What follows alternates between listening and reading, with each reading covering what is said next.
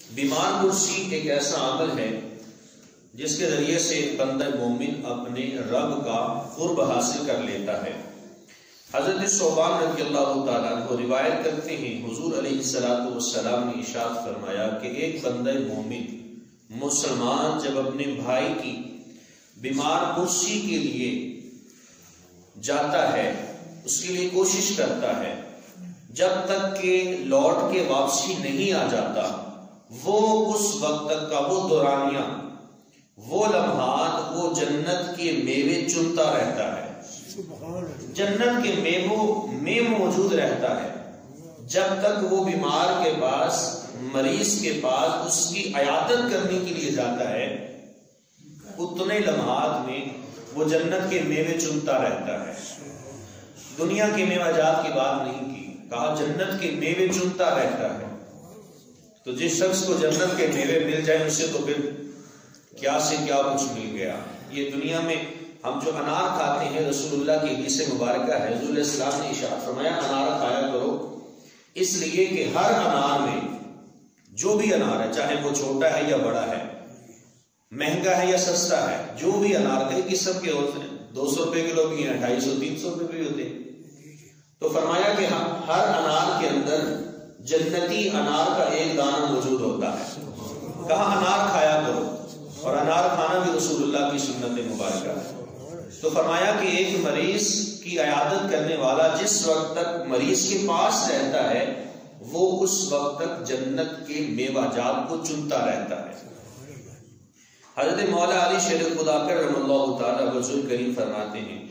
کہ جو مسلمان کسی دوسرے مسلمان کی بیمار پرسی کے لیے صبح کے وقت نکلتا ہے، صبح کے وقت بیمار پرسی کرنے کے لیے جاتا ہے، تو اللہ رب العالمین کے فرشتے 70,000 ملائکہ اس کے لیے دعائے مغفرت کرتے ہیں۔ اور اگر شام کو جاتا ہے تو پھر بھی 70,000 ملائکہ کرام اس بندہ مومن کے لیے جو جانے والا ہے، بیمار پرسی کرنے کے لیے گیا ہے، کہا اس کے لیے 70,000 ملائکہ اس بندہ مومن کے حق میں دعائے مغفرت کرتے رہتے ہیں۔ اور یہاں تک فرمایا کہ جب واپسی لوٹ کر آتا ہے تو اللہ رب العالمین اس کے لیے جنت میں ایک باغ تیار کر دیتا ہے کہ یہ باغ اس بندے کے نام کا ہے، اس بندے نے جا کر میرے بندے کی، میرے محبوب علیہ السلام کی امتی کی بیمار پرسی کی ہے۔ 70,000 ملائکہ نے صبح کے وقت دعا کی اور 70,000 ملائکہ نے شام کے وقت دعا کی۔ یار ایک فرشتے کی دعا مل جائے تو وہ بہت بڑا معنی رکھتی ہے۔ آپ کو 1,40,000 ملائکہ کرام کی دعائیں مل رہی ہیں، اور دعائیں بھی کون سی کہ وہ فرشتے دعا کر رہے ہیں اللہ اپنے اس بندے کو معاف کر دے۔ 1,40,000 ملائکہ کرام کی دعائیں مل رہی ہیں، صرف کیا کرنا ہے؟ بیمار کی عیادت کرنی ہے۔ تو فرمایا کہ یہ جنت کی چابی ہے، آپ اس کے ذریعے سے جنت کے دروازے کو کھول سکتے ہیں۔ جنت میں آپ کا داخلہ ممکن ہے، جنت میں آپ کا داخلہ آسان ہو جاتا ہے۔ حضرت انس بن مالک رضی اللہ تعالیٰ عنہ آپ روایت کرتے ہیں جو شخص کسی بندہ مومن کی بیمار پرسی کرنے کے لیے جائے، گھر سے وضو کر کے جائے، اور وضو بھی اچھے طریقے سے کرے۔ اب یہاں سوال پیدا ہوتا ہے کہ وہ کون سی کوئی اللہ کی عبادت کرنے جا رہا ہے، محض ایک بیمار کی عیادت کرنے جا رہا ہے، بیمار پرسی کرنے کے لیے جا رہا ہے۔ لیکن یہاں فرمایا کہ جو شخص وضو کرے اور اچھا وضو کرے، تکرار کہا گیا، وضو کا ذکر بھی 2 بار کیا گیا، وضو کرے، اچھا وضو کرے، اطمینان کے ساتھ وضو کرے، اور ثواب کی نیت سے گھر سے نکلے، طلب ثواب ہو، اس میں کسی ذات پات حسب نسب کا تعین نہ ہو۔ یار وہ بندہ چودھری اگر میں نہ گیا تو ناراض ہو جائے گا، یار وہ بندہ بڑا مالدار ہے، بڑا ٹھیکیدار قسم کا آدمی ہے، بڑا نمبردار ہے، اگر میں نہ گیا نا تو وہ ناراض ہو جائے گا۔ یہ چیز نہ ہو، ہمارے اندر یہ چیز پائی جاتی ہے، یار وہ بڑا آدمی ہے تو مجھے جانا چاہیے، نہ گیا تو ناراض ہوئے گا میرے نال۔ ہمارے اندر رشتہ داریاں ہیں، طلب ثواب نہیں ہوتا، یہ بہت بڑی بات ہے۔ فرمایا کہ جو شخص گھر سے وضو کر کے نکلے، طلب ثواب کی نیت سے گھر سے جائے کہ میں صرف محض اللہ رب العالمین کی ذات کے لیے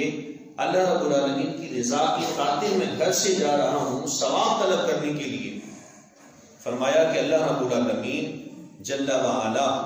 اس کو جنت سے دوزخ سے 60 برس کی مسافت سے دور رکھے گا۔ 60 برس کی مسافت، یعنی ایک بندہ جو تیز رفتار کے ساتھ 60 برس چلتا رہے، جہاں تک وہ پہنچے، وہ اتنا درمیان والا وہ حصہ اللہ رب العالمین اس بندہ مومن کو جہنم سے دور رکھے گا۔ کس لیے گھر سے نکلا؟ بیمار کی عیادت کرنے کے لیے، اور نیت کیا تھی؟ طلب ثواب کی،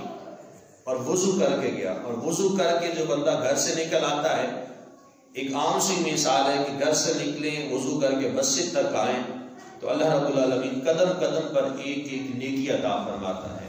ایک ایک درجہ بلند ہو جاتا ہے، اللہ رب العالمین ایک ایک گناہ مٹا دیتا ہے۔ تو جو شخص بیمار کی عادت کرتا ہے تو فرمایا کہ اللہ رب العالمین اس شخص کو جہنم سے 60 سال کی مسافت سے دور رکھے گا۔ حضرت سیدنا عمر بن خطاب رضی اللہ تعالیٰ عنہ فرماتے ہیں کہ مریض کی دعا، جب تم مریض کے پاس جاؤ تو مریض سے دعا کروایا کرو، اسے کہا کرو میرے لیے دعا کر دے۔